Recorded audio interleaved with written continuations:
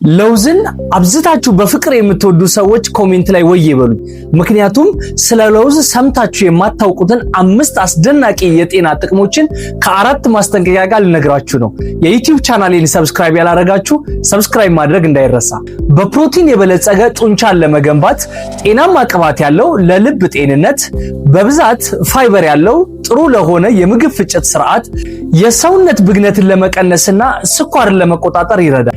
ነገር ግን ኃይል ሰጪነቱ ከፍተኛ ስለሆነ በቀን ከ1 እጅ በላይ መመገብ የለብንም። ላልተፈለገ ውፍረት ሊዳርገን ይችላል። ሁለተኛ፣ አቀማመጡ በጥሩ ሁኔታ ካልሆነና የተበላሸ ከሆነ አለመመገብ ይመከራል። ምክንያቱም የበሰበሰና ፈንገስ የፈጠረ ንጹህ ያልሆነ ለውዝ አፍላቶክሲን የሚባል መርዛማ ንጥረ ነገር በውስጡ ሊኖረው ስለሚችል ይህም ለጉበት ጤንነት አደገኛ ነው። ሶስተኛ፣ የኩላሊት ጠጠር ላለበት ሰው አይመከርም። በመጨረሻም የሆድ መንፋት ሊኖር ስለሚችል ከተጠቀምን በኋላ በቂ ውሃ መጠጣት ይኖርብናል።